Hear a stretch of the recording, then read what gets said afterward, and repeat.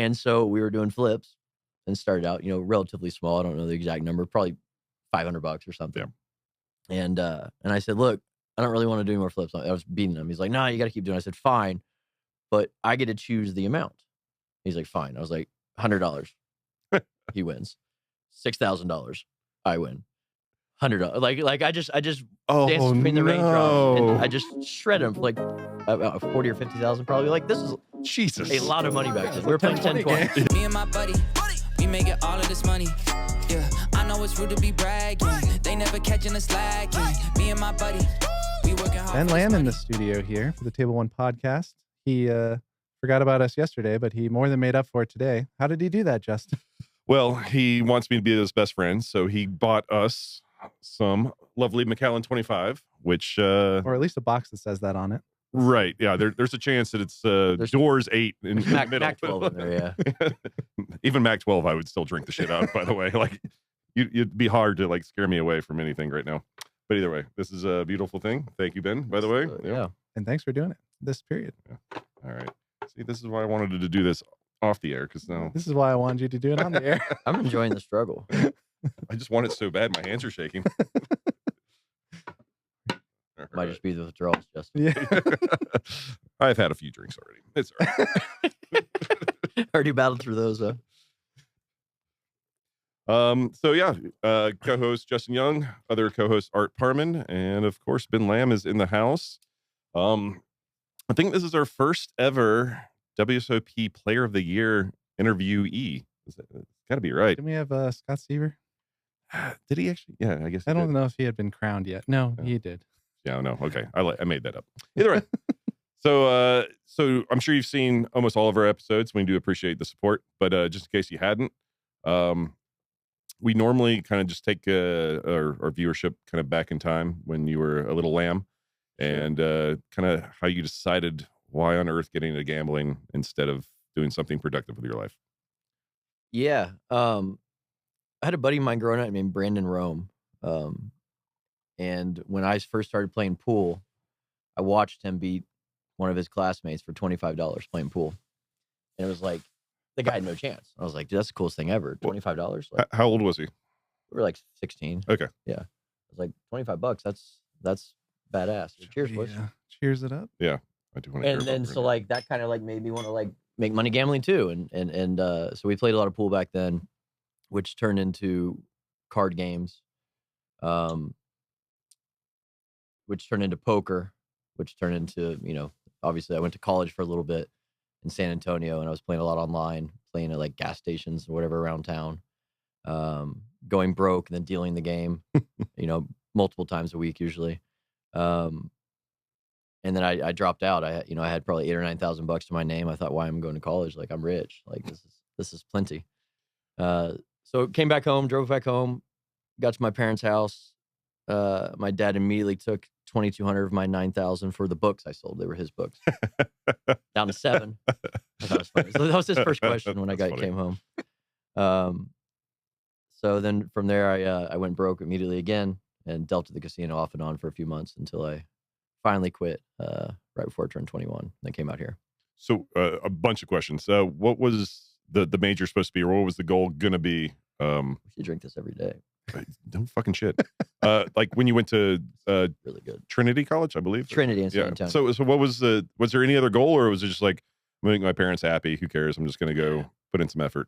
Yeah, I mean, I was going to college to go to college. Like I wasn't, like good at poker or anything. Like when I went to college. Fair enough, but like, were you a major in, I don't know, business, psychology, and Spanish, and some form of that is where I was headed. Oh, okay. But in a semester and a half, you don't really major in anything. So yeah, I went to, first semester and I kind of did poorly because I was playing like a lot of poker, much more than schoolwork for sure.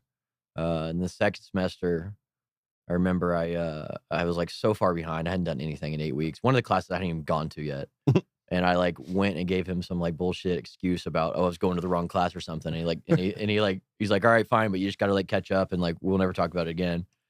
So I went home and I opened my laptop and I had like so much work to do to get caught up. I just looked at it for like 20 seconds, like maybe typed one sentence and then just like closed it, packed up my stuff, told my roommate, I was like, yeah, I'm done. It's like a scene in a movie. I'm just picturing like, I just like, I mean, this is just too much, you know? So Ben's first ever bluff that actually worked. He's just like, Yeah, I feel terrible. No, just take the pot. Yeah, you deserve it. Yeah. Yeah. So I just drove home about 6.5. I think it was about 6.5 hour drive back to Tulsa, and yeah. So when you're saying you're like playing gas station, there were just like We played it in game. It was in a gas station, right? okay, And I was the only non-Spanish speaking, like fluent Spanish speaking guy. I was going to Spanish class, but like, you know, like everyone there was, you know, from Mexico, and I'm from Tulsa, Oklahoma. So that was gonna be my next question. How's your Spanish like right now? We're not gonna quiz you. You could say anything right now. I'd be like, oh, that's perfect. I would say it's like good enough that like if you drop me in Mexico, like I can have a conversation. Like I might screw up like conjugation and whatnot, but like give me 3 or 4 drinks. Like I think I'm crushing. It's like dancing, you know, like everyone thinks they're a better dancer after, you know, 3 or 4 of these guys. But I really do think like my Spanish like acumen goes like up on drinks and then eventually falls off a cliff, of course. You know, drink 6, 7, 8, it's gone. But 2, 3, 4, like I'm English is tough, man. Yeah. So that's fair. It's kind of like my poker game. This is very similar. All right. Yeah, I'm pretty fucking good. Beer 4 through 6. Fair enough. Just got to stop at 6. All right. So you were playing online as well, like during the same time, like Poker Stars, Full Tilt type of stuff, or Full Tilt, yeah, Full Tilt, and I think there's Empire Poker was like my first like love. Was that a skin for something or Party? I think. Okay, skin for Party. Yeah, and then when I came back home, I started playing a lot online. You know, if I had money, I was, you know, I'd go. Luckily, I was a decent dealer, and like it was a brand new poker room at an Indian casino there, and everyone was like horrendous at dealing. So they would go and make.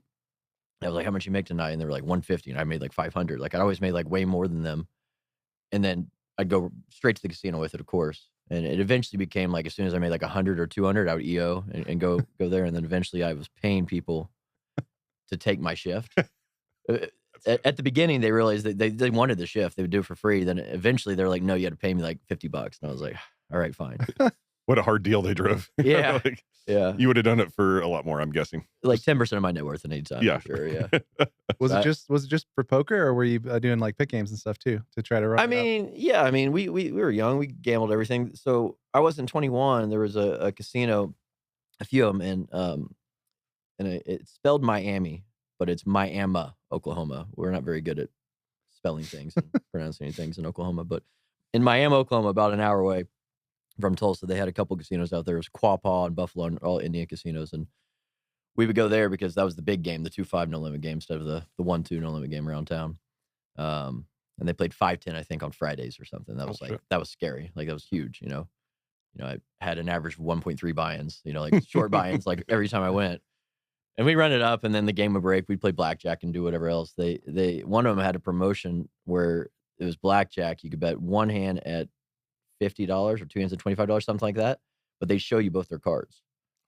Ooh. So like I probably got like the start of my bankroll, like grinding that game for like when they had it for like 5 days, and like I didn't leave the table, like basically. So like what was the game like? So why? Yeah. So in Oklahoma at that time, I don't know if it's still true. They take an ante on blackjack, and all of the winnings I'm going to get this a little bit wrong, but I'm close. All of the winnings from the actual blackjack players goes into a pool, and they give away, you know, Corvettes and whatever else, and they give away free things to the community, to the pool of players or whatever. And they said, you know, if we do this, we're going to have full blackjack tables and, you know, minimum bets. Like I think max bet was $25 or something.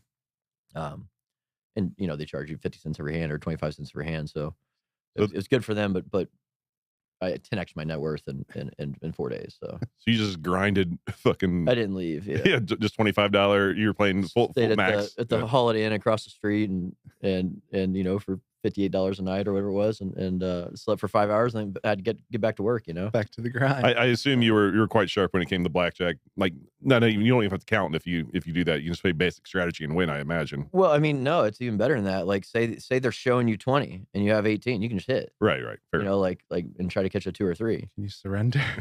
I don't Probably think not. they had. Probably. It's missed 20 plus years ago. I think it's about 20 years ago. So unknown. But that's a good promo. That's I hope that it crushed for him. I mean, it sounds like it probably did, even though they lost money. Well, they lost money they couldn't keep. Initially, yeah. Yeah. Wow, that's sexy.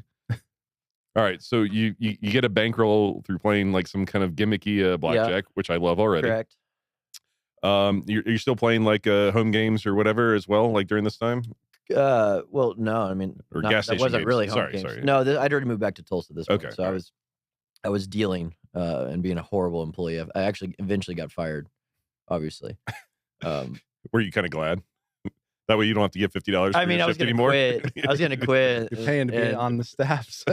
And I think they all kind of like this is what my coworkers, my friends, and they're all like, well, if this thing doesn't work out, you can come back and work. And I was like, no, it's going to work, but I don't think anyone really thought. I mean, especially back then, like maybe 10 years ago, like there was more like a solidified thing. Like you're going to go play poker for a living, but like, this is 2005 or 6. Like wasn't really a thing, especially in Tulsa, maybe out here, maybe out West, but Oh, in North Carolina, it was a big hit. Yeah, no, Yeah, I sure. love telling my in-laws and my family about it. It was great. yeah, it was great. They thought I was playing roulette for a living. It's good. I think they Yeah, it still went do. over well. Well, it went over well at Thanksgiving. Yeah. Yeah, I was the star. Yeah. Oh, do you have any siblings? I have 2 brothers and a sister. Yeah, Older, younger? I'm the youngest. Yeah. Okay, so were they all just laughing at you, or are they successful? I would say I won them over quicker than my dad. Sure.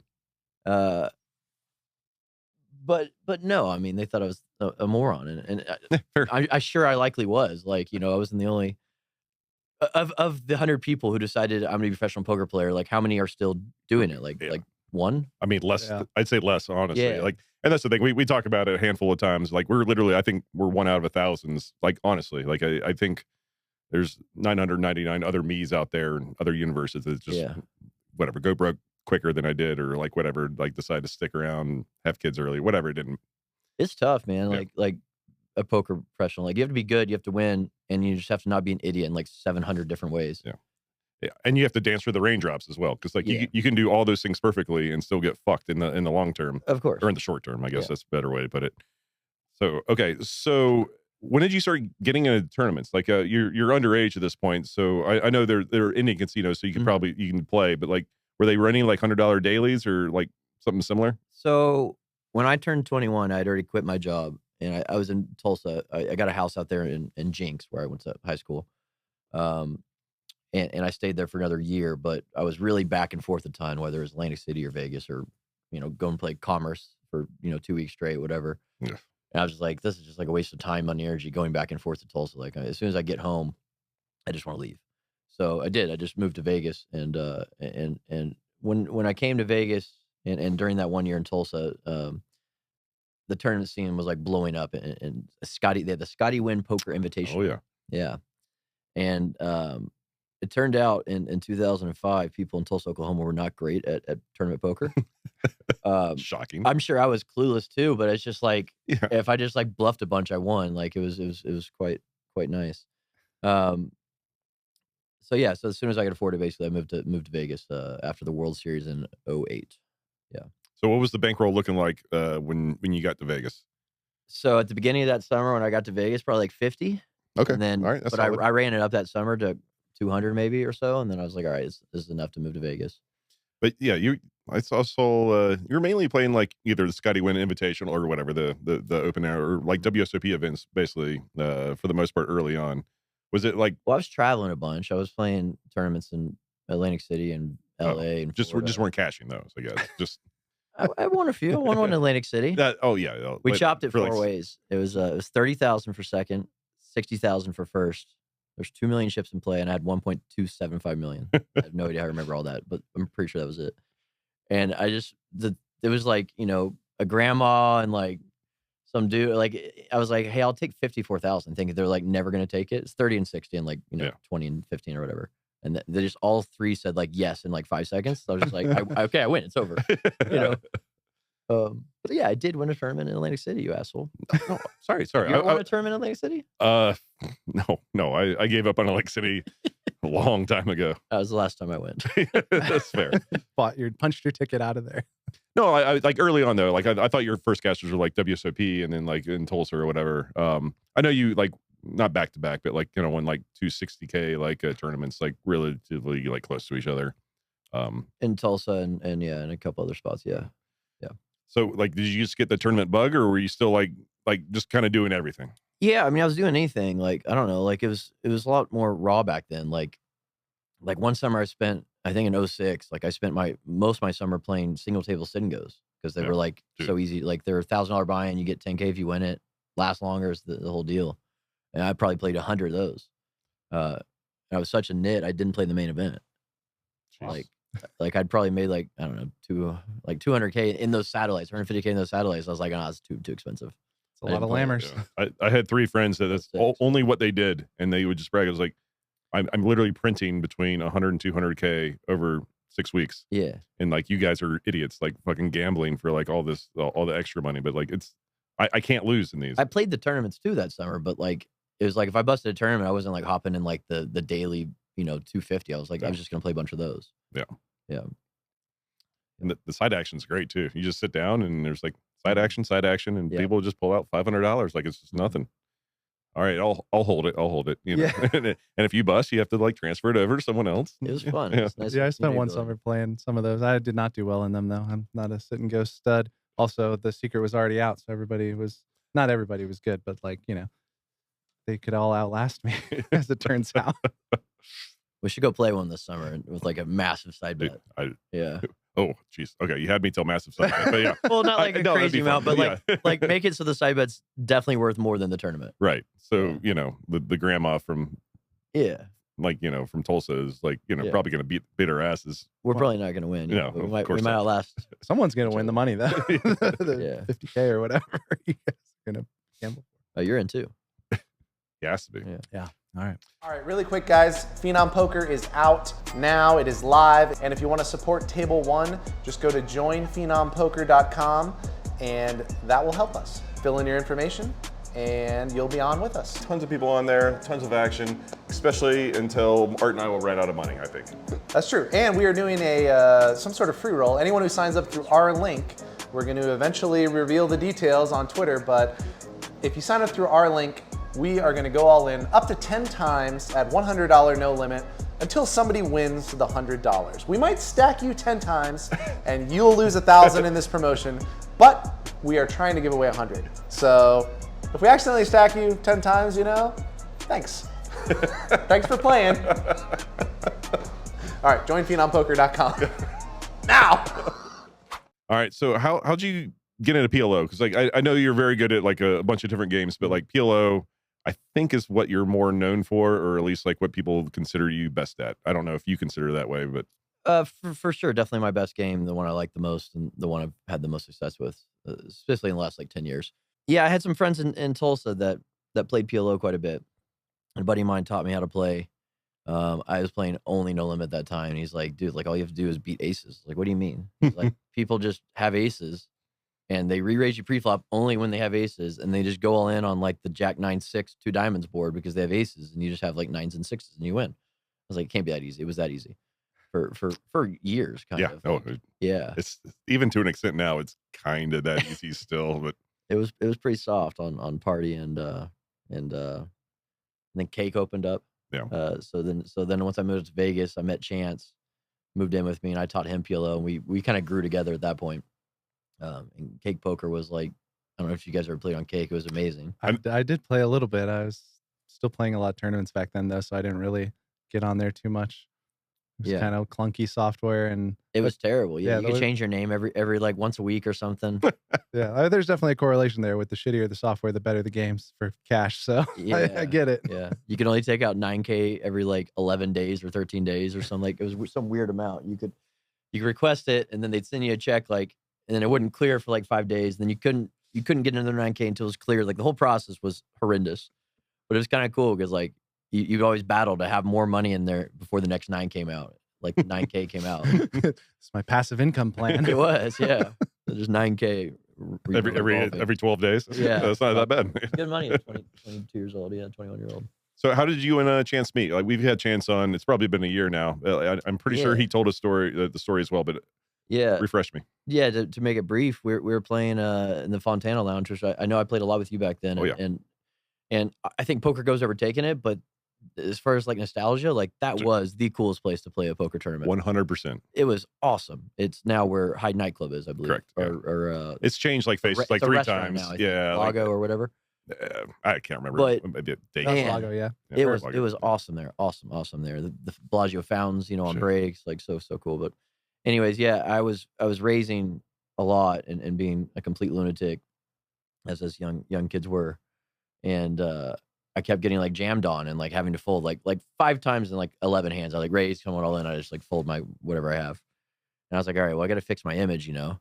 And like the tank folding's not doing anymore, you know. So I had ace jack off under the gun. Chance thinks it was ace 10, but I believe it to be ace jack.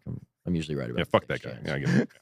Ace jack off under the gun, you know, 8-handed, and I was like, here's my chance. And I'd practice this at home where I would fold in a way that my cards would accidentally like turn over, and I'd be like, oh, you know, whatever. And I nailed it. Like I nailed it. They like flipped over, and the dealer had to like, you know, flip one back and like whatever. And I was like, oh crap, sorry. And everyone like looked at me like funny, and I was like, what? Like, let's go. You know, like I fold ace jack under the gun. Yeah, of What course. do you play? When I just raise folded like 10-5 offsuit, you know. So Chance just kind of like looked at me sitting. I was on the 3 C's and the 2 C, the way I remember it. And he kind of looks at me and he's like 2 hands go by, and he looks at me and he goes, "Did you do that on purpose?" I said, "What?" He goes, "When you folded." I said, "I'm Ben, buddy. Let's be friends." Like I didn't answer his question, but like, you know, he's sharp, you know, like you know that at that time, like there wasn't like software, like there was, like you could go watch, you know, videos on Deuces Cracked or you know, wherever else, Card Runners, which we all did. But like the way I learned was like getting like a core group of 3 or 4 guys and just fully immersing yourself in like the study of poker and thinking about poker, talking about poker. And so like surrounding yourself with sharp guys back then was a superpower. So obviously Chance got and Chance moved into my condo, you know, 2 weeks later probably. That's a cool fucking story. You by move the way. fast. Yeah. He pounced. Yeah. Love Chance. Yeah. You guys still tight today? Just Yeah. He actually, it was kind of funny. So we lived together for probably like 18 months. And then, you know, kind of went we were still, you know, best friends, very, very, very close. But he moved to different places and whatever. And I think he got a serious girlfriend. So like, you know, we grew up a little bit, you know, in our mid to late 20s. And then probably like about 7 years ago, when we were like 33, he moved back to Vegas and bought a house directly like 5 houses down from me. And for the 8 months they were building it, he lived with us. Him and his wife lived with me. That's and my right. wife. I didn't know that. Yeah. So it was kind of funny. It was like we did it at 21 and then like at like 33, and obviously vastly different everything. But yeah. Did the wives get sick of you guys? Instead of a sock on the door, it's like a 50K brick. Just, don't We have locks. Just locks. What kind of hobo house do you think they live in? I don't know, man. Yeah, but yeah, the wives. Yeah, I mean, because I mean, it's got to feel like Chance was drinking back then, and Yeah. I still am, obviously, and so like, man, it was brutal. To like, you know, what do you want to do tonight? Let's drink a bottle of whiskey for no reason on a Tuesday. it's amazing everyone stayed together. Yeah, I know when I was pretty good friends with Eric Baldwin, Baldy, when he was Mhm. still drinking, and like we lived 2 blocks away from each other. So every night I literally would just go over there and we'd play video games and just get hammered off Miller Lite, which Miller is really Lite? hard to do. Which is very hard that's to like do. that's a commitment. Yeah. No, it would like I would literally bring over like cases of Miller Lite because Cases. because it's like, oh, this is what it's going to take for us to feel feelings right now. And like we would just sit there and bullshit and To you feel know feelings. yeah Wow. or You got forget deep about on that feelings. I just thought to get drunk because it's 1% or whatever. Well, all that to be said, like his now wife, his now wife and like you know my wife kind of hated us for it, and like they had every right to. Like we weren't the best Yeah. husbands at all. A sea of Miller Lite cans Yeah, just being like crumpled. like To the frat it's house. like, oh honey, you cooked dinner. Okay, could you just bring it in here? And Justin and I were When just was hanging out. When was this? This is probably like 2009, 2010. Okay, you were pumped up back then. I remember you I- being pumped up back then. I So was. Miller Lite. Well, Why? because I hadn't gotten into IPAs yet. I still liked Scotch back then, but he didn't like that kind of stuff. He was a Miller Lite guy through and through. And if I even brought Coors Light into his house, he'd just throw it out. Like it was just like we used to He has play. standards, Justin. Yeah, I mean, I personally thought Miller Lite was better than Bud Light, but you know, below Coors, like whatever, it didn't much matter. Coors was my Yeah, go-to. Coors is a good beer. But yeah, it was just our thing, and like Cody Slayball would come over, and like we just if you came over to Base's house, you brought a case of Miller Lite, and that's just what it was. and like it's water. I mean, it's literally just water. So yeah, I get. What do you think your record consumption was during those days of Miller Lights in a day? Over 30, easy. Yeah. Like I couldn't tell you. Base beat me. I will say that. Like, Did it's, he? yeah, oh yeah. Dude, he could be like napping in between beers and still beat me. He would just like kind of wake up and like, well, a little bit left and just finish it off and crack another one, and like he'd wake up 10 And minutes he's later. sober now. Yeah. Yeah. And good for him, by the way. He's in shape and I don't. Yeah. Anyway, it's a base. Yeah, let's get Sorry, some it's more, a weird let's get some time more to do that, but all right. fancy Scotch. Sobriety. It's a functional alcoholism, right? That's Yeah. the thing. And oh, sorry, I just spilled like $18. I saw that. But yeah, no, I talked to Chance actually a good bit about possibly quitting drinking as well. Like Mhm. when it gets on my radar, I'm actually going to use him and Base both. I think So you think you'll do it? Maybe. I do. Why Yeah, don't you take the summer off? this is the bad time to quit. Like if I'm going to quit like when there's no real triggers, like right like the day after like the series leaves town. I think that'd be the easiest time. Speaking of taking the summer off, that brings me into 2011, where I read something that you took the summer off drinking that summer, that you mashed everyone's heads in. I went right back to drinking. I didn't learn my lesson. Well, I mean, you could afford it again. You just won player of the year. Like how many tournaments did you play that year? Because like 10. okay, I was just saying it seemed like every didn't catch my first 5. okay, And then that's just went on like, I hit every gut shot like for a month. Like if I had ace queen, the board's like king 10. I was like, dude, I got a straight, dude.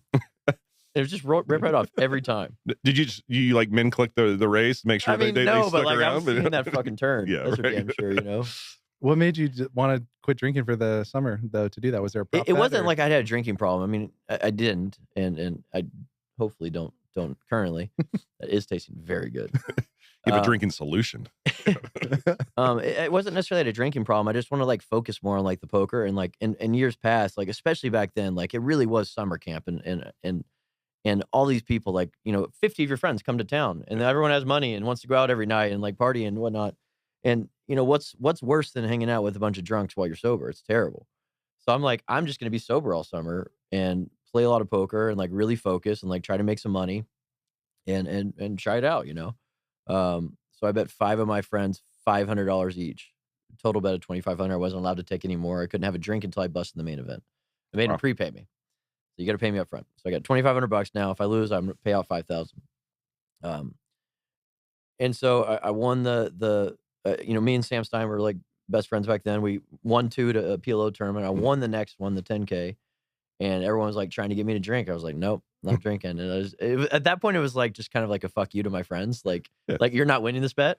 Like It's only $2,500 and you Yeah. just won for fucking $800K or whatever. It's sick. But at that point, I just kind of want to like prove to them and myself that like, this isn't what it's about. It's like, it's about like just putting it in. So then, rest of summer went, I was doing well in cash. Like, I mean, like I really couldn't miss. Like it was crazy. And like when you're running well and your confidence is like a 10 out of 10 too. So like you just fire these like insane bluffs and you're just like, yeah, it's going to work. And it does or hero calls, whatever, your reads are perfect and, blah, blah, blah. But so the bet was until I busted the main event and then I made the number 9. I lost the bet. Yeah. Oh, okay. You Then I finally got like caved. 2.5 months, and me and 2 of my buddies, Lauren Klein and Justin Gardner, we had some. I forget the exact bets, but it's like whoever won the most or whoever had a 500K score or something would take everyone on a vacation. So I took everyone to Turks and Caicos, and I was like, yeah, I'm gonna drink in Turks. So I broke my sobriety in Turks, and Oh, that's sick. The November 9 Yeah. fucked you somehow. yeah. So if they just played it out like they I would have won the like bet you for just won the bet. sure. If it was like a week or 2 later, Yeah. but it was like 2.5 months, I was like, yeah, like, Yeah, you have to get nah, I'm out. So did you even ask like the 5 guys you made the bet against? It was like, come on, guys, this is kind of bullshit. I have to wait 2.5 months, or you're just like, no. here's 1,000, here's No. 1,000, here's I 1,000. just went on like the heater of like 1,000 Yeah. lifetimes. You're not No, gonna I did not ask for it to be let out of the bet. That's fair. I paid it. When I posted that you were coming on Twitter, Len Ashby told me to ask you about remember Andre? Little Yeah. Andre. He said that kicked off your Golovon was, I think, his last name. okay. He said that kicked off your summer heater because there was some sort of flipping game where you See, here's to the choose thing, the is amount. The winner doesn't always remember. The loser always does. Like, you know what I mean? Like, I do know what you mean. yeah. I've heard of such things. Yeah. Like, give me your 5 worst beats you put on people. You're not going to remember those. You give me your 5 worst beats you've had put to you. You're going to know them. You're going to know That's fair. exactly the grimace you made and the way that asshole looked when the turn came of, the 3 of diamonds, the only card. Like, you're going to know everything about it. But anyways, yes, I remember this. Some of this. Yeah, so Andre was like, he was a cash grinder, a little guy. He always sat super deep in like the 10-20 limit game back then. Yep. And he was good, man. He was, like, He was very really, good. really good. He was good. Yeah, and I just kind of had his number. I remember I folded kings to his aces for like in a single raise. Like it was like raise, re-raise, and he 4-bet. And I just like held my hand aside and he had aces. And like, I just always had his number. Like, and so we were doing flips and started out, relatively small. I don't know the exact number, probably $500 or something. Yeah. And I said, look, I don't really want to do any more flips. I was beating him. He's like, no, you got to keep doing it. I said, fine, but I get to choose the amount. He's like, fine. I was like, $100. He wins. $6,000. I win. $100. Like I just danced between the raindrops and I just shred him for like 40 or 50,000 probably. Like this is Jesus. a lot of money back then. it's We were like playing 10-20. Yeah. Yeah. I don't I mean, know if Andre had 40 money even because he on was it yet. really good at poker. Yeah, He was yeah. quite sharp, but yeah. Yeah, but poor Andre. Like I don't know where he is, but I'm sorry, Andre. Well, you put him in a coffin, it sounds like. No. Andre was around for quite a while more. I'm sure he's doing something. Well, okay. You put at least a nail in there. yeah, maybe it's possible. Yeah. That's beautiful. The I get to pick the amount is pretty good. Dude, what a big fuck. I mean, Choose your own destiny. if you run good, you Yeah, I look was- like such a fucking asshole. I was such a dick too, because I remember this part now. Like I was up a bunch and I put like $600 ones in a row, and he won like 5 of them or whatever. But like not only like the fact that it was like 6 in a row. So like he was like down 40K and he has to bet $100 for like 9 minutes straight, like miserable. He's like, no, 10K this time. I was like, nah, 100 I think. And you're probably like river face down on this one. I get to sweat it. Were you guys doing PLO flips? I'm just more curious now.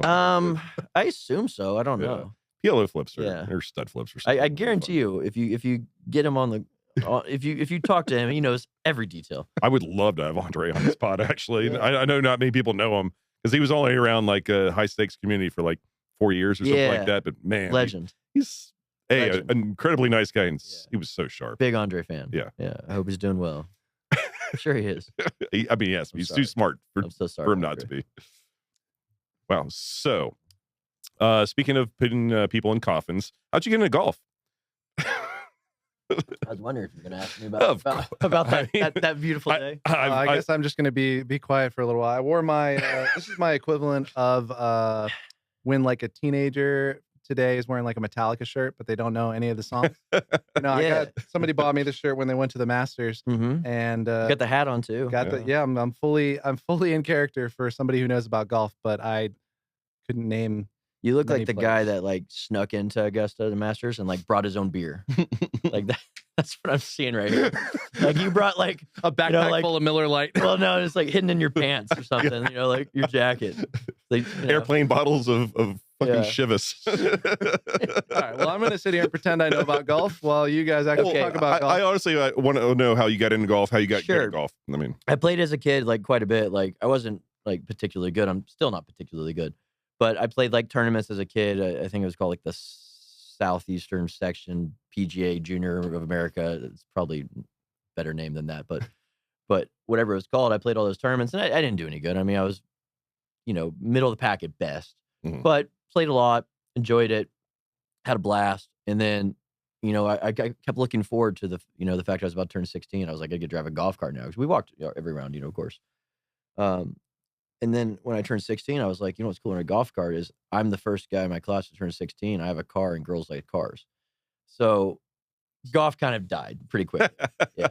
And I didn't play a lot between like 16 and 26 before I moved out here. Like, I played a couple times a year with my brothers or whatever, but like, very limited golf. I'd say during that 10 years, I played, I don't know, 60 rounds or something like that. Yep.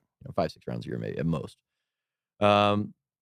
And then Keith and Retchie and all those guys started getting into it, and I was like, well, I can play some golf, and like I was terrible because I hadn't played in 10 years, but they were worse, and so I could beat them, and then we obviously came like basically fully ingrained in it, and then after like 2011, when like I had enough money that like I didn't do like the grinds, like I didn't need to, play poker 6 days a week. I was like, okay, let's play golf 6 days a week. It's way more fun.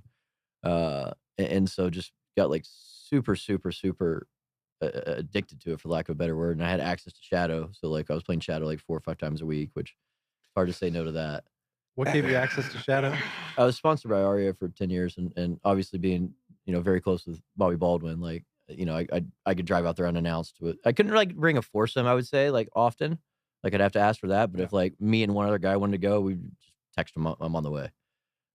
Sweet. It's not that way anymore.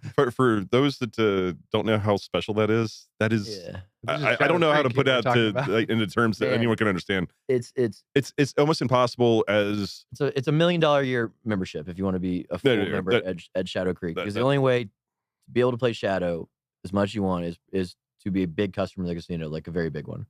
So in my opinion, by far the most expensive membership yearly dues. Like obviously you can win if you gamble in the casino, but sure.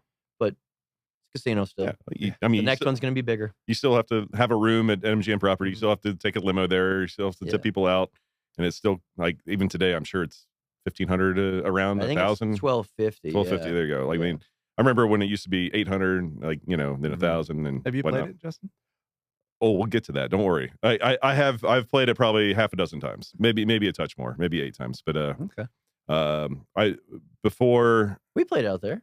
Well, I know. I don't want to get to that secondary part first. See, this is one of those situations again where I don't remember if I won or lost, which means I won. Oh no, for sure. Are you tired of playing with players like this?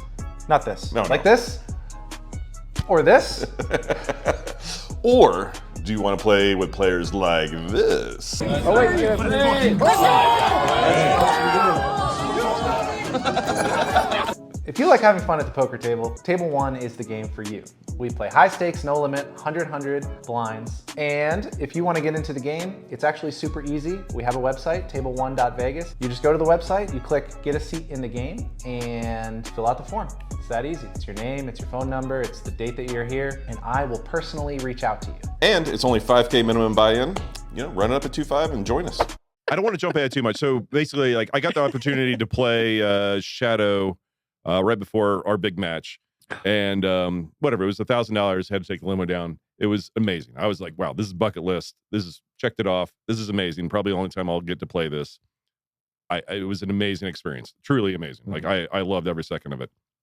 Then I can't remember who organized, if it was Sean Winter or you or like some combination or whatever, but we decided to play a 4-on-4 scramble out at Cascada. At least you remember this part. You took on the kingdom. Okay, yeah, okay.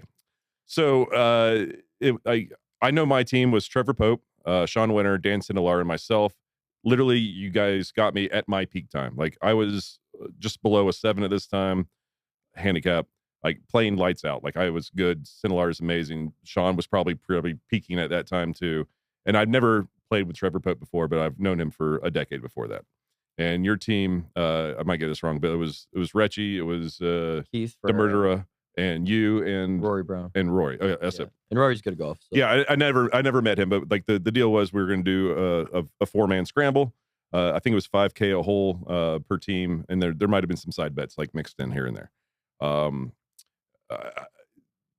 at least go through the first 9 holes in about 2 seconds.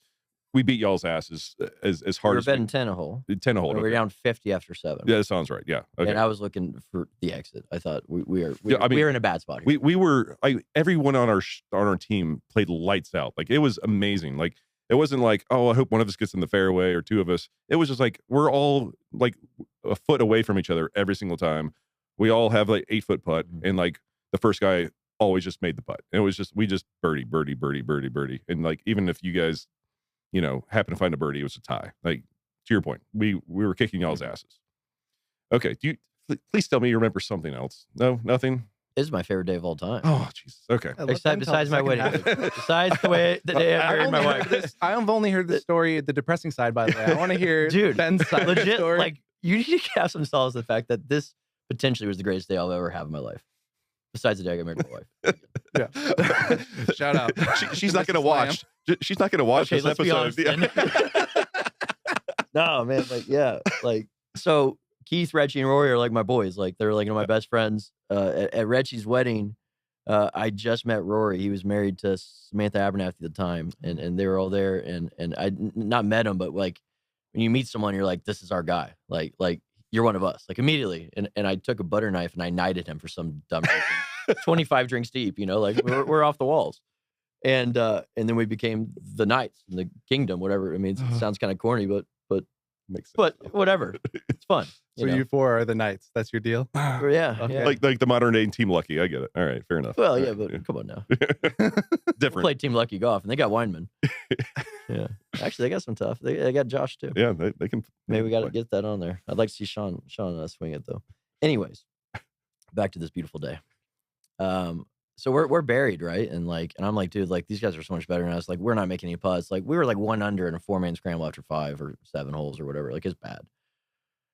And I think we'd won back like 1 bet maybe. Maybe we're down like 4 after 9. Mm-hmm.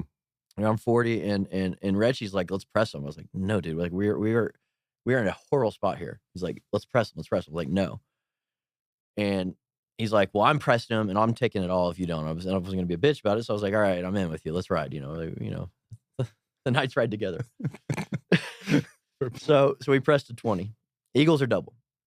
And him and Sean Winters are about to drive off. And I said, whoa, 1 second. And so on the front 9, we had played in front of them. And then because it's 2 4-man teams. And on the back 9, we were going to go behind them. And so we were sitting there waiting for them to play hole 9 and come in. And because there's like a bit of advantage, like if we see you make your birdie putt, like we can, adjust. Be aggressive. And so they're about to drive off. I said, whoa, how about some hole 1 bets in case someone makes a hole 1? And I think we did $20K total a team. Mm-hmm. I don't know how much we bet, but I'm sure he does. I think I laid him 60 to 50. So this is literally what happened, and he's right. Like for the team, it was 20K hole in 1 bets or whatever. We were going. I think it was 13. I think was the next par 3. Oh, it was 12. 12. Sorry. It was 12. Sorry. I have the flag. And I remember you like, Justin, how about you and I just have an individual bet? I was just like, I don't know, man. Like I ain't playing. Who's gonna make a hole in 1? Yeah, I was like, I don't know. Like you're slightly better than me. He's like, okay, I'll just lay you 6 to 5. In my head, I was like, dude, that's very generous. I thought that was extremely fair. If not, I would have the advantage. Surely, I thought.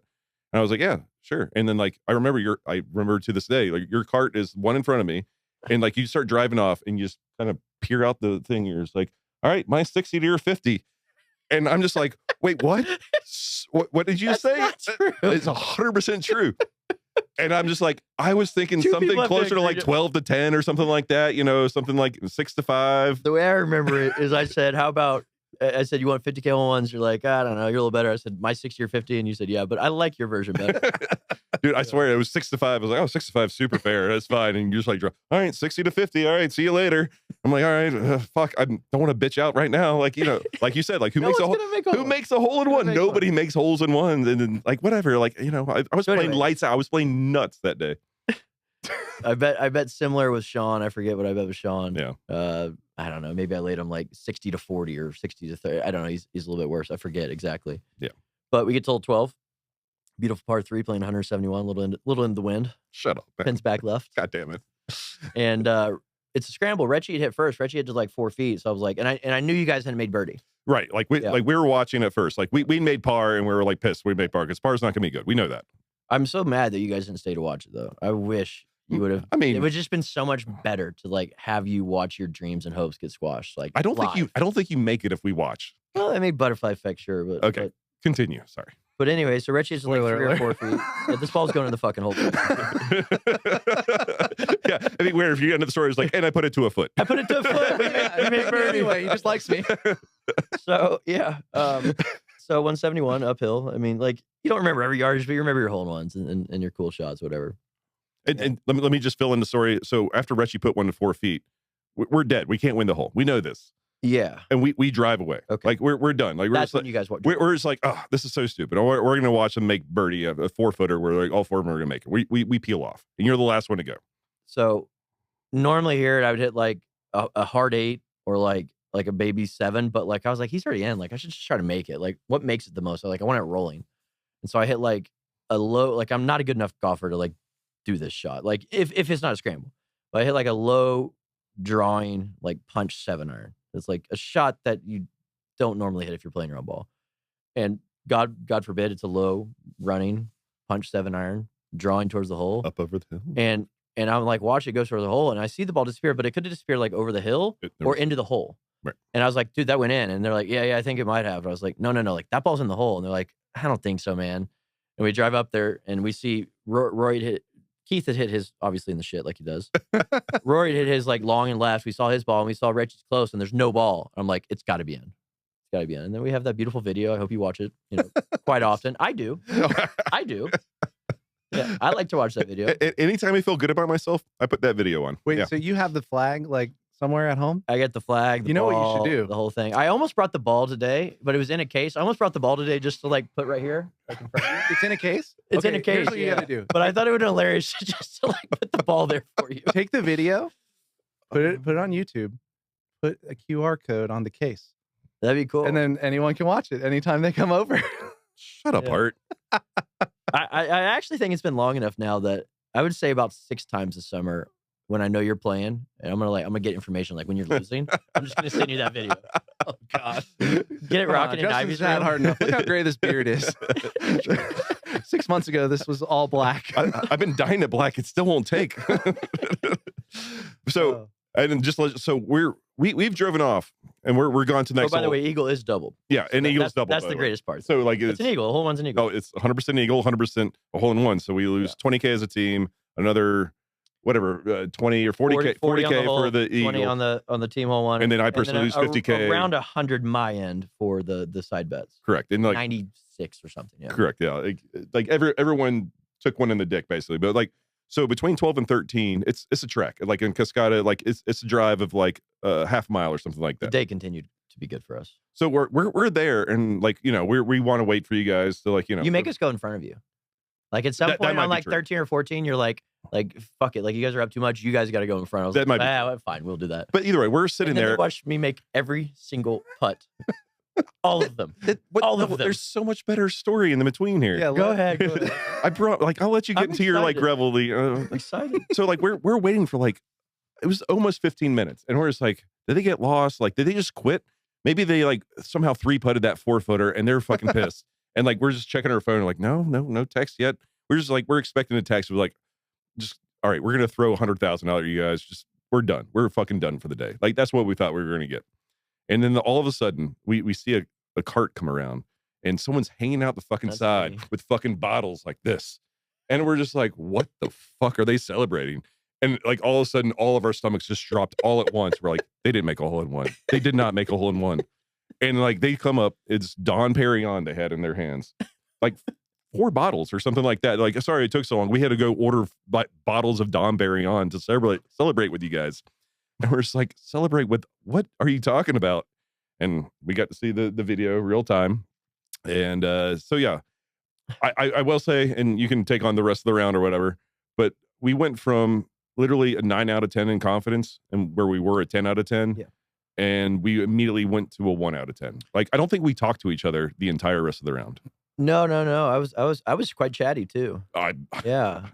It was kind of a one-sided thing. I think you were done talking. Well, I'm saying I was- our teammates that we didn't talk to each other. Like there was no Oh, like, yeah. there was no camaraderie anymore. There was no like, nothing it left. was like, oh, I hit it good here. Like, but you should take another club. It was just like, fuck these guys. I hate these guys. Everyone's thinking what chips they're going to play Yeah. with. They're like, fuck, I still have some money left for this. It's great. The PLO series is coming up. I didn't have to like get any ships together or whatever. I just had my buy-in set up. It was awesome. Now you can continue about your masterful finish of the day. Yeah. And then like to make that day perfect, even more perfect. Man, I wish you could have like experienced my side of it. It was so much cooler than whatever you did that day. Yeah, as I I'm went home thinking and about punched like my dog in the face. I mean, what do you want? sometimes you What do don't you like want from think me? about the fact that like in this world we live in, winners must have losers. Yeah. It's true. But yeah, and I think we won like more holes after that. Just every putt. You won every dropped. hole after that. I'm pretty sure. Yeah, it wasn't great. And then on 18, my I think it's still, I just changed it, but it was my like Twitter banner for a while. It was the 4 of us sitting there on the hill after 18, after just like conquering the day, drinking Dom, the 4 nights, and Peak then brotherhood. out in the fairway was you guys chunking in the water probably. Sounds right. Thinking about What could have been? So let me just kind of put a bow on it just a little bit. The worst part for me was I didn't mind or I hated losing. Don't get me wrong, and I was perfectly happy paying you $67,500, which Is that what it was? I know. But what I hated was when you posted the video on Twitter, and I can't remember if you tagged me or if like you basically said it was Surely against them. Yeah, I think so. Yeah, I wanted you to see it. I think I had over 30 people text me saying that I got scammed. I got cheated. There's no way he made the hole in one. The video was bullshit. Like, and I'm just like, I have to deal with all these people. Like, that's the worst part for me. Cause like, I was like, dude, I'm paying him. Of course I believe him. Why what are you talking about? And that's but like, the thing is like, you didn't get to see it, sure. And it sucks that I didn't get to see it, but like, I'm always paying 100% of the time. And if I'm going to pay, I believe you. Like, I mean, of course I believe you. Like, it was never a question in my mind of that. But like, what I hate is strangers coming up to me is like, dude, I saw you got fucked by Ben Lamb. Guys, in the comments, say if you believe him or not. I'll send them all to Justin. And that's the thing. I was like, well, I already paid him. I was like, well, you shouldn't have paid him at all. Like, that's bullshit. I'm like, I don't even know your first name. Like, stop talking to me, please. Like, yeah. When it went in, we were so loud, yelling so hard because I was hoping that you guys would turn back around because it's a hole in one, like it is what it is. I was hoping you guys would turn back around, like you were close enough so you could come back and like see us dig it out of the hole at least. But we did have the video for that reason. I told the caddies like get the video out, like whatever. So we have some evidence, but yes, the ball did go in the hole. And really had nothing to do with that. It was like I said, it's just the constant talking to by fucking strangers and like people I knew, like friends of mine, or was like, dude, I don't know if you know this, but I'm pretty sure you got fucked there. And I was like, what do you want me to do with this information? Like, I'll go to Ben and like, oh, John told me that you fucked me. Do I get $500 back? Or on the bright side, you have like a long list of people like not to gamble like trust bets with because they might possibly fuck you if they're thinking that. Yeah, I mean, he's not going to risk his whole gambling reputation on one round where you guys are already betting 10K a hole. Well, you say we're playing so big anyway. Like they put the caddy on a lie detector test. I'm kidding. They didn't. No. It was talked about. I'm not going to lie. It was talked about. I can't remember who brought it up on our team, but like someone was like, we should make him take what do you tip the caddy there, by the way? Oh, that's a good question. Did you give him just one of those bottles? If I happen to like be in your spot where I just fucking peeled off 150,000? Yeah. What do you tip the caddy? Did he have any input on the club choice? No, of course not. No, he's the one that fucking lied to say the one. Well, that's why I gave him 30,000. No, I'm kidding. No, like I think I give him like 5K. I think I give him 5K. I think we gave him 4, if I remember. Yeah, that seems fair. And he came out to dinner, and we had a very lavish dinner. He was with us there, and we had ourselves a night, of course. Appreciate that. Yeah, I'd like to think that was Sean Winter's money that paid for that, not mine. I think I invited you that night to dinner. Yeah, that might be true, and of course, you were no fucking it was way it was 100% no, but yeah. I mean, it was not. So now we'll get back into the shadow, and like we'll get back into poker in a second. You're gonna get some nice rake back. So I think maybe like it was a very nice dinner. Yeah, very nice. Maybe like a month later, Ben texted me. He's like, do you want to play Shadow? I was like, yeah, of course I want to play Shadow. And he's like, all right, it's on me. Like, here's some rake back for like, how much money I beat you out of. I was like, that's so nice. Of course, yes. And like, I think he took me out. Playing big. Right. He did say, he's like, we're going to play big. And that's fine. He's like, but like, I can vouch for all their handicaps. Everything's good. I was like, that's fine. So I think we play like 3 days in like maybe 10 days. Like we play 3 times in 10 days or something like that. And I just lose every fucking day. And like I don't play that good, so like it's not like I'm bitching complaining about that. Like I've only played Shadow once, and you and your crew literally play Shadow every day. There's a lot of course knowledge there. Correct. And like we had caddies, and like they were helping me out, but still it's tough to hit a shot with confidence, even with a caddy telling you where to hit it. So I think I ended up losing like another like 15 or 20,000 over the 3 rounds. Which is fine. Like I don't remember any of that. Yeah. Well, I may not have. I playing golf, and I don't think I lost.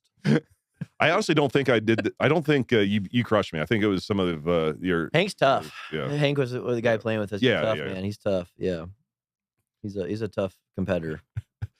So yes, I have got to play Shadow a bunch of times. I think I've played it like 6 or 7 times. And you could have just paid for it and played it alone. I could have bought the fucking membership. Jesus Christ. Oh my God, this is gold, Jerry. All right, sorry, the Macallans kicked in. I do see you're wearing a Yeet thing, and I know I'm old as fuck, But what is yeet? So it means to throw something for which you do not care for. That seems like a very long thing. Is like trash. Just Yeah, toss. like I eat it, whatever. Okay. Like My things I didn't eat was my hole-in-one ball I made against you. I did not eat that. Like whatever the opposite of eat is, I did. I guarded it. Yeah, whatever Keith did on that hole with his ball into the shit, that was a yeet. All right, fair enough. All right. I have a 15-year-old daughter, and she'll like throw stuff sometimes at me, and she'll be like yeet, and then I'm just like kind of got to catch it, whatever it is, really quickly. So, anyways, Yeet is my new company. My first job since I got fired from my first actual job since I got fired from the casino as a dealer when I was 20 years old. When you were yeeting cards? I was yeeting cards, yeah. So probably like 13, 14 months ago, I was taking like investor calls. I wanted to invest in like an online cryptocurrency casino at a very like early age, like early startup, like here's your deck, or like very, very limited like levels. And my goal was to invest some money and consult for like 5 or 10 hours a week and like kind of like put people together. Like I have a lot of nice connections and kind of go down that route. I was not looking for like a full-time job or anything like that. I was happy playing golf and hanging out and a little bit of poker and like, kind of relaxing. And I met with a few groups. Some of them were good. Some of them were probably just like trying to scam me, as is the world we live in sometimes. And a buddy of mine goes by the moniker Keyboard Monkey 3 on Twitter. Sounds trustworthy. I like him. He's very trustworthy. Has a huge following. He's a true gambler. This man can gamble some money. He really can. He called me on the way home from the Hard Rock in Hollywood, Florida, and it was probably had a few drinks, and he was bitching to me and telling me bad beat baccarat and blackjack stories, which we all know are awesome to listen to, about how they hit a 16 to 21 3 times. It's like, okay, like it's blackjack, you lost, like it happens, move on. I didn't win any of my doubles, and I had 8 and he had 9 in baccarat, and just I'm Had dealing to come with out of pocket for the last double. But he's my friend, and he'd lost probably 150K that night, and he was pissed, Sure. and so I'm sitting there like 22% engaged listening to this. And at the end of it, he could tell I was done with the conversation. And I was like, yeah, that sucks, man. Just waiting. And he's like, all right, well, what'd you do today? And I said, well, I started taking these calls this week, and I had 3 calls today, for these casinos. He says, crazy. Like we're doing one. I said, what do you mean we're doing one? He said, well, we're in the very like first stages, and me and our CEO wrecked Mando on a guy named Michael Anderson on Twitter, wrecked Mando. And him had put together a deck and whatnot, and they pitched it to me as an investor, and I was like, well, this is really cool, but more importantly, those 2 guys are just like winners. Like anything they do, they win at. And I was just like, the deck we had was pretty bad, I would say. Like it was a pretty ugly deck. So like the actual project, like it needed a lot of work, but like these 2 guys just win. They just win in anything they do. And I was like, all right, like I'm in, like whatever. That's kind of weird. You have like an inside track because the 2 people and you bet on the people. Yeah. But like their deck is so bad, you're like, well, no one else is going to invest, so I get to at least reap all the benefit. Well, so like the first few calls were like, you need to like add this part to the deck and remove this part, and like it was really just like giving them like criticisms, good and bad, on like kind of their deck, because they hadn't pitched anyone yet. It was their first pitch as an investor, and they're very, very connected within the crypto Twitter space. Like each of them's got 200,000 or 300,000 followers. They're on podcast every other day. They own their own podcast. They've had NFT projects and all these different things that have all been like relatively successful or highly successful. But most importantly, they're both trusted in the space and haven't like rugged anyone or done anything like bad. Which just like poker, the crypto space is full of bad actors. Sure. Like Keyboard Monkey 1 and 2. Yeah, fuck those guys. Yeah. Is he like doxxed? Is he like outed as like said what his name is? Keyboard Monkey 3 is on this podcast. So like or is he thinks he hasn't, but I think he has. Like he's played a lot of poker shows. Like okay, he's played the Lodge with me. He played WPT Cash Game with me. Like he's got some chops. Like he can play. okay. He's a really smart guy, but he also like can be the worst player at the table. Like one of those guys. Like he can be real sharp and like in the win, but then like if things start to go bad for him, like he's in there. No, I just he's meant still trying to win, but he's taking high variance. I just meant because you named the other guy Michael Anderson, but this guy he prefers on anonymity. So like I said, he thinks he's a little bit more anonymous than he probably is. But yeah, just he's Keyboard Monkey. Yeah. Okay, Keyboard KBM. Monkey. It's KBM. The third one. Yeah, he's the only one that matters. Yeah. Okay, carry on with. So yeah, so like 7, 8, 9 calls went by. Bobby Baldwin like advised me on it. You know, first thing I had to talk to Chesnoff, or my lawyer, to make sure that this was all legitimate and good. And like we looked at the licensing and all that, and he's like, yeah, you're above board. It's good. You know, and you know, 7, 8, 9 calls later, it was apparent that like I was much more interested in this project than I would from like, I wouldn't want to be a consultant. I would be a founder. And I said, look, you got my money if you want it, and you'll get my connections, and, you know, I'll return a phone call and return text, but like, I want to be a founder.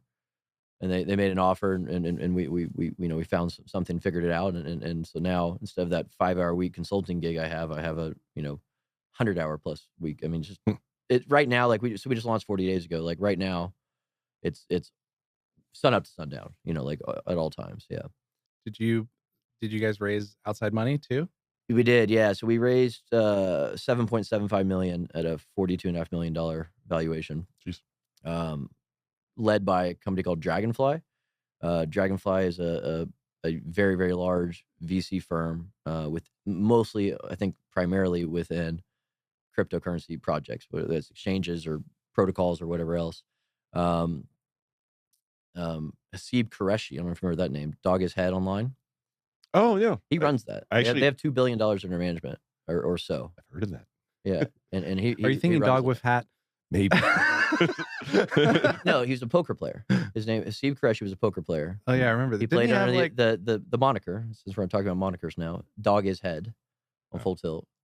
You definitely played with him. Yeah, yeah. Wasn't there in 2007 through 2010? You played with him. Yeah. When there's some player. Wasn't there some like shade on his name? Didn't he have like some scandal come up about him, or was that about someone else? 15 years ago, I'm not sure. That's fair. Fair enough. Yeah. Great investor. Yeah. So yeah, we raised, we did all that. You know, a lot of these new casinos usually do like a little white labeling, like they just kind of like buy a product that's already done and it's fine. We built everything from the ground up, from the VIP program, custom games, and you know, the whole thing top down. We've built ourselves. So we were 14 months in development. You know, it was a long project. But we're launched now. We're going. We're still building. We've grown fast for a startup, for a brand new casino. We're probably tomorrow we'll get, tonight or tomorrow, our 100th millionth dollar will be bet. Oh wow! Wagered in 40 days, which is you know, obviously we have a lot of room to grow, but like great start. Yeah. Mm-hmm. That's cool. I mean, ask questions. Sorry guys, I'm 45. I was here to tune in on to say what yeet was, and then I shouldn't bring you guys Macallan anymore. Like you guys cannot. No, I could have brought Miller Lights. And we would have been fine. We would have had such a great conversation. We're not even filming anymore. It doesn't even matter. Like, no, so okay. Like I'm old. I'm not into crypto. Like I have some crypto, just mainly for like Phenom Poker or whatever, because I'm an ambassador or whatever. But like whatever. Let's say they're crushing. By the way, I love their product. Dude, it's quite nice. Whatever. We'll promote that later. But like, so whatever. If I'm interested in Yeet, like tell me what to do. Like seriously, like well, you need to move out of the United States first. Oh, because we're not licensed to take U.S. customers. I was going to ask that. Like he did that for GG Poker during COVID, so he can do that. There you go. Yeah, I did. Yeah. So I think there's 200 countries in the world. We get to hit like 160 of them. The big ones. The biggest one, obviously, is U.S., which hopefully in the next 2 to 5 years that changes. I'm kind of bullish the fact that there will be some ways to enter. There's some other ways to enter now that probably will get closed that we're not really attacking. Mm-hmm. Yeah, but I mean, so we geolocate, license, regulated the whole deal. And it's just that easy. Like whatever. I live in Mexico. I'm just making up a country. Yeah. Make an account. Take about 2-3 minutes. And sign up. I can go on there and display what, like a host of games, or is it poker, or is it? Yeah, I saw some of your stuff is like little animated characters jumping and doubling and stuff. Do you have like regular casino games too that people like? So we have, I think it's like 3,500 different games. Holy shit. And they're the same 3,500 games that every casino has.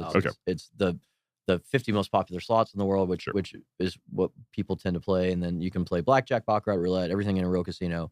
You can play digitally or with a live dealer. So like if you want to play blackjack, there's some person in Romania or Philippines or wherever dealing the cards. Oh, cool. To you Right. live, and if you say hit, they hit you. If you say stay, you're done.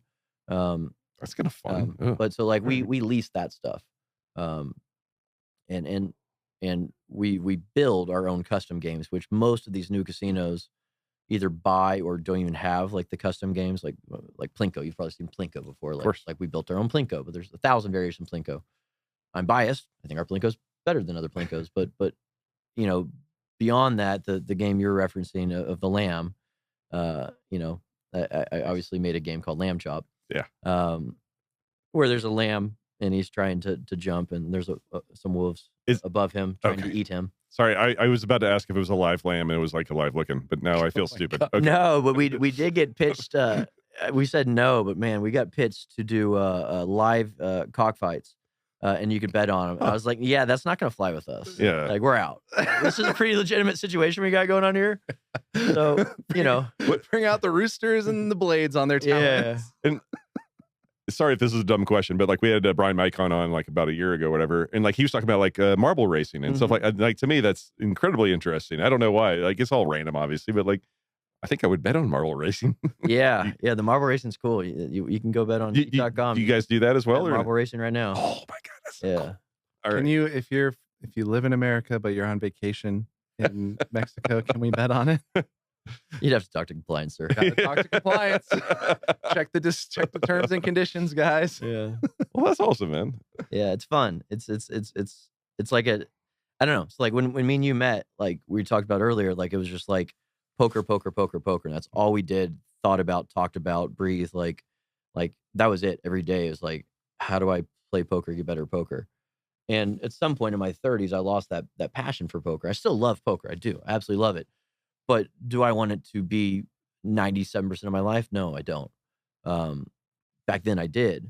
And so that same passion I had back then, I've kind of found in the last year and a half with Eat. It's like, it's fun, man. Like, cause like the first time you walk into a casino, or at least I did, I went and lost my $200 I got for my 18th birthday and the, Cherokee Casino in Tulsa, Oklahoma. And I just like, dude, like we should just open our own casino. It's like, okay. In full circle. Yeah. And everyone says it. Like, we just start our own casino, or we're going to win the casino tonight. I'll tell you what, it's not easy to build one. I've now realized. I thought this thing was going to be pretty simple. Yeah. We don't have to build restaurants and hotels or anything like that. Yeah. Dude, that's awesome. So are you guys still taking investors? And I'm not trying to like plug it for that reason or anything. Sure. I'm just more curious. So our last raise closed in June or July. So almost a year ago now. Maybe a little later than that, maybe like August, but I'm sure we'll have another raise coming up at a higher valuation. We're not like necessarily need the money yet, but like to like take it to the next level. Like obviously you need some bankroll to like marketing is expensive and hiring is expensive and all that. So there will be another raise, sometime in the next few months probably. Dude, that's got to be exciting. I'm sure. I mean, it sounds like you're working 14 hours a day. So at least, yeah. My wife hates me right now. I was being my next question, but yeah, she's I'm trying. We're trying. I know I said it at the beginning, but extra appreciate you taking the time for a yeah, no podcast. Kidding. You know how much money he's losing right now? And his wife is like filing the papers. No, just enough time. Shouldn't hate me that bad. All right. Well, before we wrap up, I believe you said something in the break about a funny Macallan story. Do you want to hit us? Macallan, well, I mean, yeah, of course. So still half left in there. In 2011, I had that big summer, and I moved into the Mandarin with my new money. Like obviously, like a degenerate that I am, as one does. Now the Waldorf, and a friend of mine gave me like one of the nicest gifts ever. He gave me a bottle of Macallan 57, which at the time was probably like a $20,000 or $25,000 bottle, and now it's probably like $80,000 or $90,000. Like, I've never even heard of that. Yeah, 57. It sounds made up, but okay. It comes in a carbon fiber box in a elite crystal decanter. It's insane. I still have the box. The juice is gone. I hope so. So like when he gave it to me, like I was kind of like I wouldn't buy a $25,000 bottle of whiskey or Scotch, but like, should I even open this or just sell it? And like, he'll never know, Like, I'm not gonna buy another one ever, Yeah. I was like, nah, it's a gift. Like, that's not, spirited. And so my buddy came over, we opened it. And I'd say the first night we probably drank like a quarter of it or so, which like, we've drank 2/3 of the bottle today, but it's, much, rarer and more expensive. And so over the next like 8 months or so, if I had a great poker day, I'd have a glass, like one glass, if like my brother's in town, we'd have a glass each, like whatever. I'm not drinking this on a Tuesday for no reason, we did play beer pong with it once. Actually, now that I remember. What the fuck? Sorry. How do you just skim over? Well, it was only one of the cups. We played beer pong. It was with Todd Brunson and Chow Jang. Somehow this happened. What? Very strange. This came back to me. I love Macallan.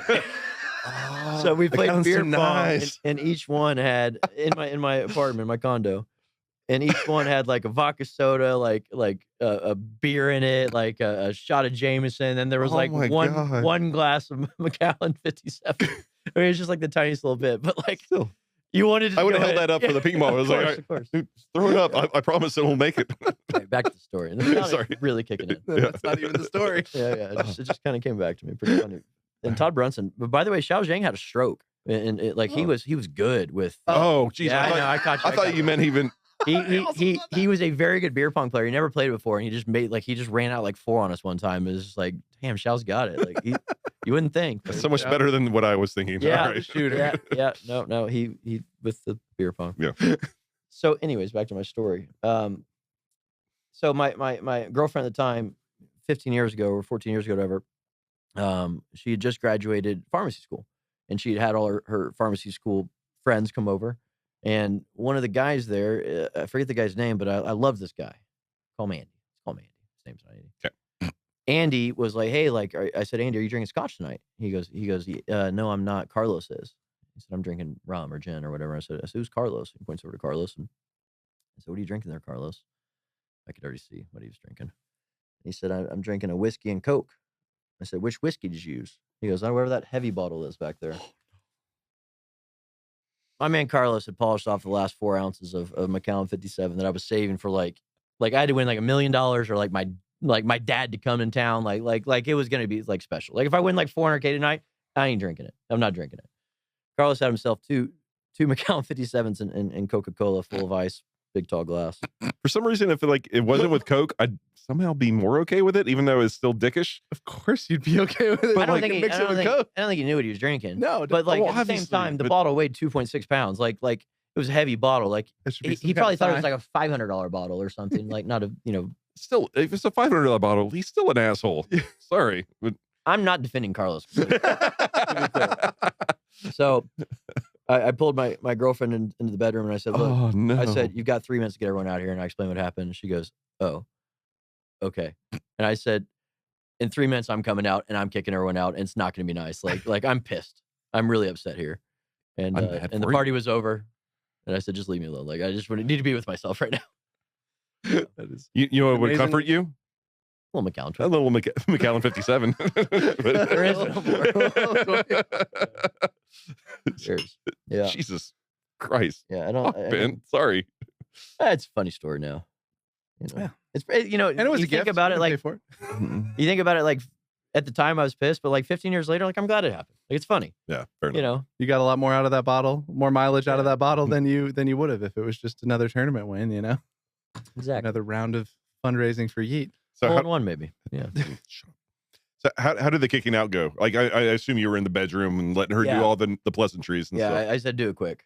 Yeah. So, okay, but like when you came out, everyone was gone, and like Yeah. your girlfriend understood. He never came out. Is Yeah. the end of the story. So He you cried into his pillow. Like she didn't kick everyone out, and you came in and are like, by the way, I'm breaking up with you as well. Like, okay, No, just making sure. No, Well, you said like eventually it's- my ex-girlfriend. I'm like, well, eventually that came to an end, but no, this was not Unrelated. particularly why. Yeah, she Didn't didn't run help. off with Didn't Carlos. fucking help. yada yada yada. Carlos, Macallan 57. All right, so Get the fuck out. one last thing before we wrap. I think you may have tweeted about it, but I've been seeing a lot of tweets about it. Are you going to play some tournaments for the 25K fantasy fans out there that might draft you? Yeah, so I had a few guys text me, and like I feel like that the fantasy draft, it's like someone wants to know something no one else knows, and it's like Right. the friend always asks you, like, "Are you playing terms this year? Like you gonna play a bunch?" And I'm like, Yeah. yeah, man, I'm gonna play some." But then like, You feel shady. yeah, yeah. So I just tweeted out, and like the truth is, yeah, I mean, I'm gonna be playing, I don't know, between 10 and 15 tournaments. The last time he played 15 guys, Yeah. he won like 5 of them.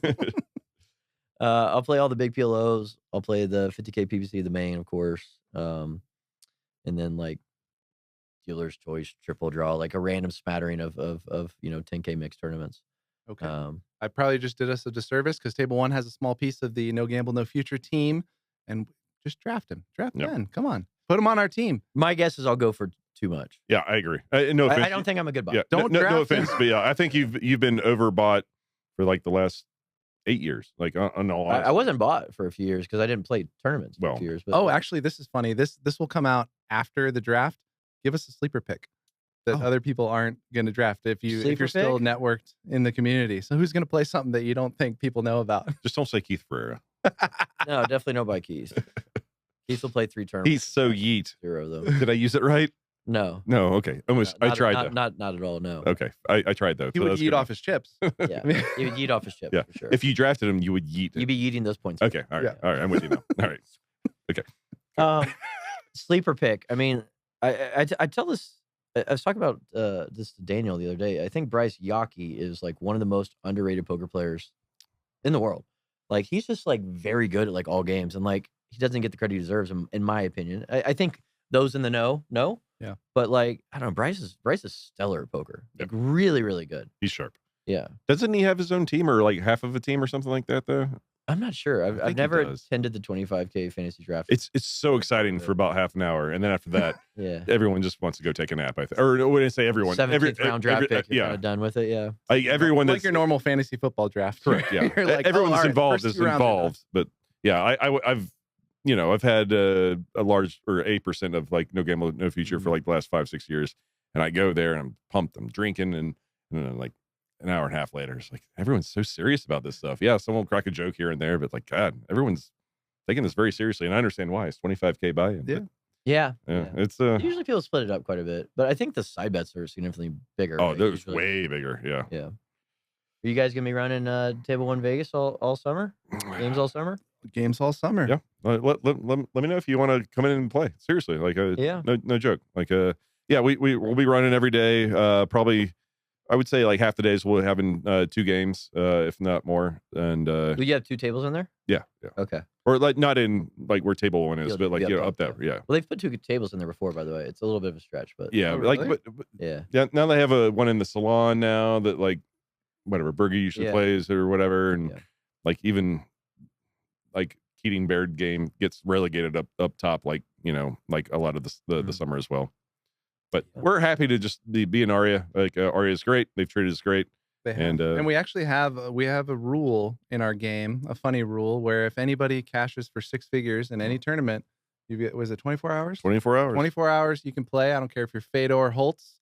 I don't care if you're Ben Lamb. You can come and play with us. Well, in those 24 I hours, like you that will rule. you will get a seat. Yeah. For sure. So if you cash a turn for 6 figures, you're guaranteed a seat. Yeah, 100%. you're in if you want to be. we'll in. kick someone out just for you. Like seriously. Should we like put a caveat that the buy-in can't be like 50K or higher? 'Cause that's a min cash. No. Guys. Stop. No.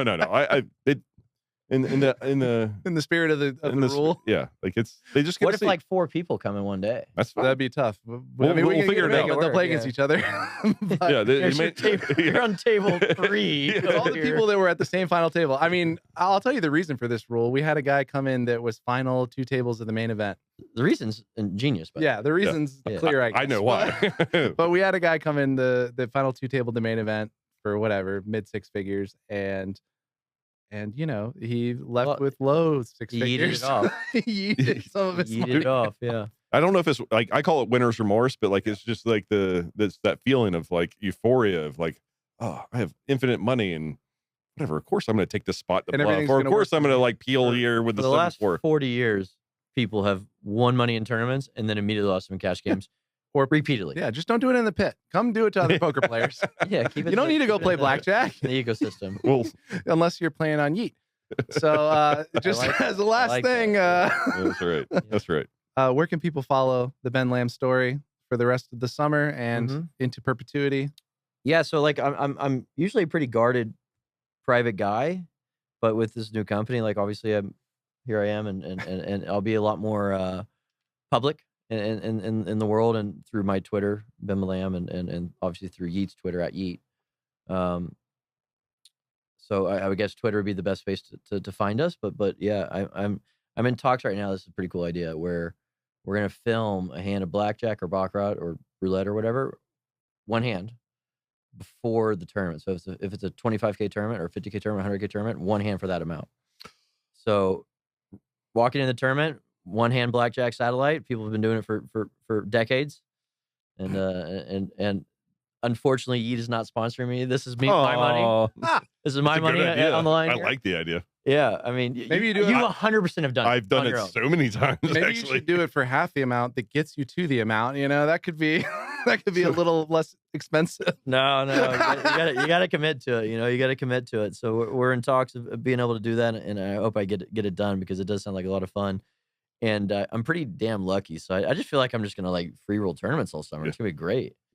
Yeah. Actually, yeah, We'll that's see. probably right. Yeah. You're in talks though? You don't know which casino you're going to do it at? Well, the problem is I'm allegedly have been a card counter. Previously, allegedly. But you can't count roulette.